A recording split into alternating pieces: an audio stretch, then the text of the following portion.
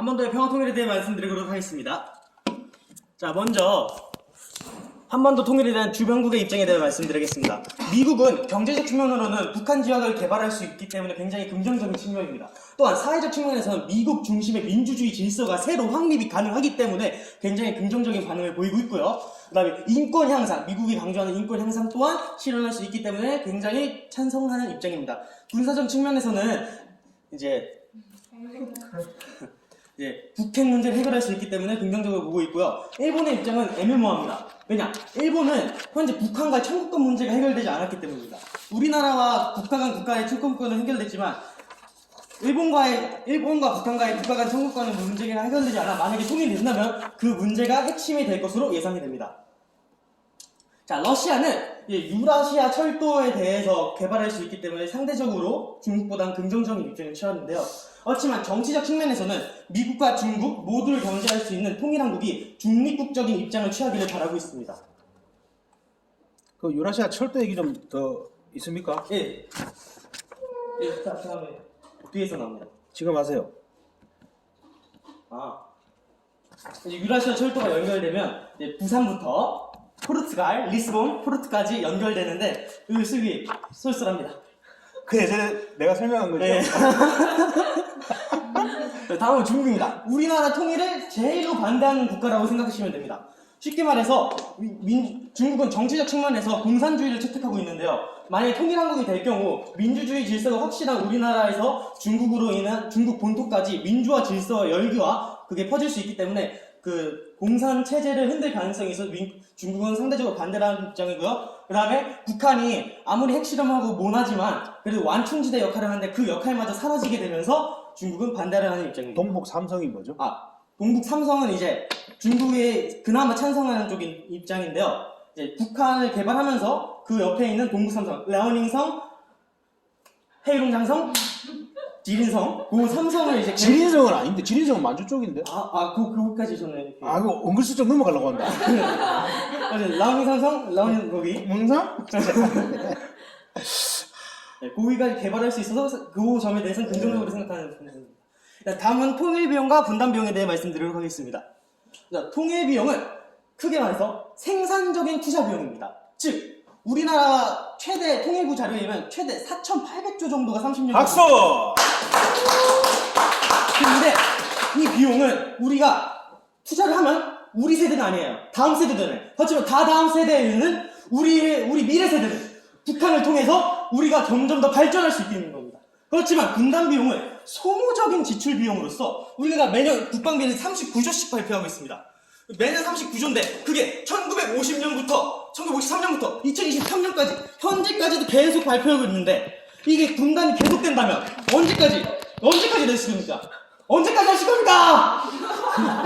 그렇기 때문에 분담이 아닌 분담비용이 아닌 통일비용이 훨씬 더 가치가 있고 우리가 통일을 해야 하는 가장 큰 이유 중에 하나입니다. 근데 매년 할 때 몇 자가 틀려. 글씨가 그리고 국방비 39조는 뭐죠 근거가? 1년당 국방부국이 아시는 분이 있어서 물어봤는데 국방비가 39조씩 든다고 금년도 우리나라 국방비가 55조 원인데 그 옛날에 몇 년 전에 물어봐서 또 쓱 넘어가는 것 같은데. 사람들 분들 좋아하셔가지고 하세요. 계속 하세요. 다음은 이제 통일 후에 우리나라와 상대국의 입장입니다. 일단 먼저 미국은 주한미군을 어디까지 배치할 거냐가 핵심입니다. 평양에 배치할 것이냐, 신의주에 배치할 것이냐, 현재처럼 평택에 놔둘 것이냐, 이게 가장 큰 문제가 될 거고요. 일본은 아까 말했듯이 과거사 문제, 한국 그 청구권에 대해서 한일 청산, 그 다음에 미쓰비시 이런 기업들에 대해서 이제 어떻게 우리가 처리를 해야 되냐가 큰 문제가 되었고요. 러시아 같은 경우는 러시아도 우리나라도 역사를 살짝 왜곡하는 게 발해 역사와 연해주 문제, 그거에 대해서 핵심 관건이 되겠고요. 중국하고는 베이징, 사드를 현재까지 계속 배치할 것이냐 아니냐, 그 문제가 핵심적인 과제라고 볼 수 있겠습니다. 평화통일 이후 국위에 대해 말씀드리겠습니다. 네, 이제 평화통일 이후의 국위에 대해서 말씀드리겠습니다. 일단은 첫 번째 경제적 이익, 두 번째 사회적 이익, 세 번째 외교적 이익이 있습니다. 일단 경제적 이익으로는 철도 수송의 호환이 있고요. 또한 국경의 연결로 인해 경제적인 능력이 증가된다는 것이 있습니다. 또한 물자 수입 비용의 감소 및 수입 루트의 다변화를 통한 국제적 영향력이 강화되고요. 북한의 사회 인프라 구축과 사회 간접 자본 신설로 인한 건설 경기의 호황이고요. 마지막으로 북한의 노동력과 남한의 선진적 시스템이 결합을 하여 인한 제조업의 부흥이 있겠습니다. 철도 수송 호황에 대해서만 좀 더 추가 설명 가능합니까? 아, 네. 일단은 육로로 아시아 대륙과 연결되기 때문에 철도 수송을 통하면 운송 시간과 비용이 획기적으로 줄어들어 막대한 화물 운송 수요가 발생합니다. 이로 인해서 경제적 이익을 배출할 수 있고요. 또한 소말리아 해적들과 말라카 해적을 피해서 한국으로 물자를 안전하게 수송할 수 있다는 이점이 있습니다. 하나 더 질문을 해도 될지 모르겠는데 우리가 만약 유럽에서 네. 물건을 수입을 하면 배로 한 달을 와야 되는데 네.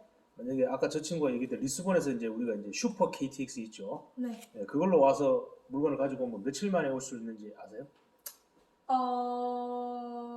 예전에 내가 수업 한번 했는데 그러니까요. 하이프로프 고속철 한 일주일 정도. 빙고. 그쵸. 그러니까 한 달 동안에 우리가 물건을 시키면 유럽에서 오는데 수입하는데 한 달 걸리는 게 이제 일주일 만에 온다는 거죠. 시간은 돈이죠. 네, 아무튼 아까 설명했고요. 철도 수송. 네. 다 설명해드렸고요. 요거 하시죠. 두 번째, 사회적 이익에 대해서 설명하겠습니다. 일단 사회적 이익에는 국제적 이상이 강화되고요. 또한 인구 증가 및 내수의 확장이 있고요. 마지막으로 인구 구조의 완화가 있고 영토 확장이 있습니다. 궁금한 점이 따로 있으신가요? 인구 구조 완화 한번 하시죠. 현재 대한민국은 무려 4배나 차이 나는 세대가 같은 시대에 살아가고 있는데요. 앞으로는 이것이 더욱 심각해져서 극도로 낮은 출산율로 인해 인구 부양비가 전 세계에서 유일한 100을 넘어갈 것으로 예측되는데, 이에 비해 북한 인구 구조에서 이 내외의 출산율을 유지하여 세대별로 거의 균등한 인구수를 유지하고 있기 때문에 전체 인구에서 저희 나라와 2배 이상 차이가 나더라도 신규 출생아 수는 북한이 훨씬 더 많다고 볼 수 있습니다. 따라서 둘의 인구 피라미드를 합하면 남한의 인구 구조가 훨씬 더 개선될 수 있을 것이라는 전망이 예견됩니다. 저출산 고령화 문제가 어느 정도 해결이 될 수 있다고 본다는 거죠? 네. 마지막으로 외교적 이익에 대해서 설명하도록 하겠습니다. 일단 통일을 하게 되면 우리나라의 경제 요거 국가의 안정성 설명해 주세요. 네. 일단 지금 현재 북한은 뭡니까? 북한. 뿌개입니까? 죄송합니다. 오타가 몇 너네들은 오타가 너무 많아. 왜 이래? 나 현재 어제 밤에 했지 이거. 갑자기. 아니에요. 네. 일단 현재 우리나라는 북한의 핵 도발로 인해서 많은 위협을 받고 있는데요. 일단 통일이 되면 북한의 위협으로부터 안전해지고요. 그 안정성을 바탕으로 외국으로부터 투자 유치를 받을 수 있습니다. 주한미군의 주둔 비용을 위해 막대한 자금을 소비하지 않아도 되고 엄청난 발전 가능성으로 인해 투자 유치는 폭발적으로 증가할 것으로 봅니다. 그다음에 평화 통일을 위해서 준비해야 할 것은 일단 국가적 관점과 개인적 관점으로 나눠서 설명하겠습니다. 개인적 관점만 하시죠.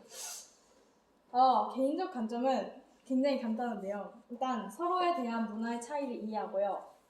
저것도 오타인데 상대의 문화에 대한 지식을 소유해야 합니다. 네, 심각하다. 북한과 남한의 괴리감을 줄이기 위해서 서로의 문화에 관심을 가지면서 서로 이해하려고 문화 차이 뭐 사례 한두 개만 들 수 있습니까? 일단은 북한에서 사용하는 단어와 저희 남한에서 사용하는 단어가 굉장히 다르다고 알고 있는데요. 네. 예를 들면 아이스크림을 저희 나라에서는 아이스크림이라고 하는데 북한에서는 얼음 복숭이, 보숭이. 그렇게 잘 모르는 것 같은데. 얼음 보숭이라고 뭐 그거 빼이 못한다? 에? 뭐였더래? 이렇습니다. 이게 문화 차이야. 못 알아들었지 방금. 그러니까 이게 문화 차이라고. 그래서 이러한 차이들을 팔레스타인 설명하시죠. 해외 사례. 네, 팔레스타인은 1946년에 팔레스타인이 식민지로부터 독립했으나 1947년에 분할되면서 이스라엘과 팔레스타인으로 나뉘어졌고, 이스라엘이 가자 서한 지구를 제외한 대다수를 점령하면서 오늘날의 이스라엘 팔레스타인의 국경이 되었습니다. 무엇보다 팔레스타인 정치적 갈등과 내분 때문에 내부 역시 가자와 서한 지구로 사실상 나눠진 상태인데요. 이거 팔팔한 스테이크. 라면거리네 팔팔. 야 너네는 좀 문제가 있다. 감사합니다. 검토 안 했지? 아니, 예승아. 네, 얘 마이너스야 너는. 네, 감사합니다. 해 빨리. 네, 그래서 어. 통일보다는 통합 및 흡수에 가깝긴 하지만 중동 전쟁 때 요르단은 서한 지구를 흡수했으나 1988년에 요르단이 서한 지구를 포기하면서 다시 이스라엘에게 뺏기게 되고요. 이렇게 점차 서로 경쟁을 하다가 2014년 이후 팔레스타인을 지지하는 사람들도 있게 되면서 결국에는 이스라엘까지 통합시키기에는 무리가 있어 보이는 상황입니다. 창의식 탐구에서 반대 입장이네? 아, 네, 맞아요. 뭐 마지막으로 많은데 하나만 물어볼게요. 통일 한국군 개편 논란에 대해서 얘기해 보세요. 한반도 통일 시 많은 국민들은 통일 한국군 개편에 대해서 많은 관심을 보이게 될 것인데요. 따라서 사병제로 전환할지 모병제로 유지해 나갈지에 대한 많은 논란이 있을 것으로 보입니다. 여기서 어떻게 하라고? 네, 그런 논란. 징병제를 할까? 징병제를 할까? 모병제를 할까?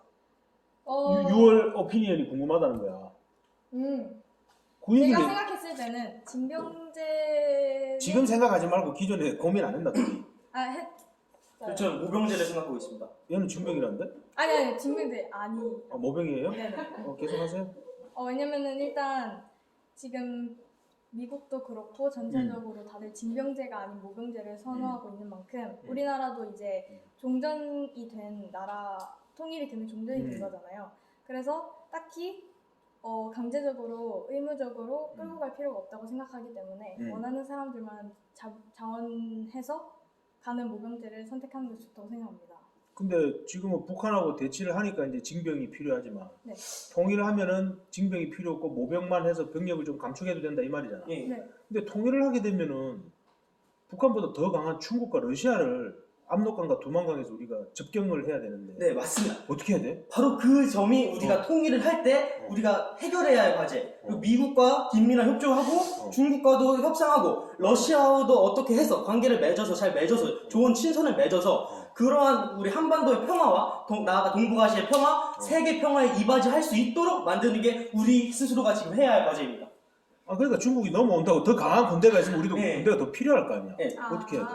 그래서 난 징병제가 더 필요할 것 같은데 더 강한 군대가 우리랑 이제 맞닥뜨리게 되잖아. 근데 그만큼 또 통일을 하면 이제 북한에 있는 자원들로 통해서 우리나라의 경제력이 높아지기 때문에 어느 정도 북한의 나라도 저희의 높아진 위상으로 인해서 자기 그 눈치를 좀 보는 그런 상황이 눈치가 아니라 압록강 그 적격의 병력을 깔아야 될 거 아니야. 네. 우리가 지금 휴전선이 155마일이잖아. 근데 압록강하고 두만강은 그 2배거든. 더 많은 병력이 필요할 것 같은데. 그 병력을 띄엄띄엄 띄엄띄엄 하면 중간중간에 세면은 쳐들어오잖아. 살살 지그재그 형태 있잖아요. 지그재그. 이런 논의가 여러분 조원끼리 논의가 됐었어야 돼요. 이런 논의를 해서 어떠한 답이 나오느냐에 대해서 뭐 맞다 틀리다를 떠나서 지금 선생님이 하나 던졌죠. 지금 우리 휴전선 155마일밖에 안 되잖아. 1마일당 우리가 1.6km거든. 그러면 대략적으로 한 300km 좀 안 되는데 통일을 해보면 압록강 두만강 해버리면 내가 알기로 한 600km 넘어버리거든. 그러면은 그 국경선에 있는 병력을 저희 원래 여기 38도선에 있던 병력을 그냥 거의 저쪽으로 올인해도 된다고 생각합니다. 올인하면 이제 후방으로 쳐들어오면 못 잡까? 해군 쪽으로, 나라 쪽으로요? 이게 고민 많죠. 그러니까 막 모병을 하면 어렵나 안 어렵나? 어렵네요. 모병을 찬성하신다면. 그러니까 혹시 이런 거에 대해서 다른 좀 준비한 점 있나? 앞으로 발표를 지금 이제 해야 될 조 중에 이런 거. 갑자기 또 먹다가 뭐 얘기하지 마.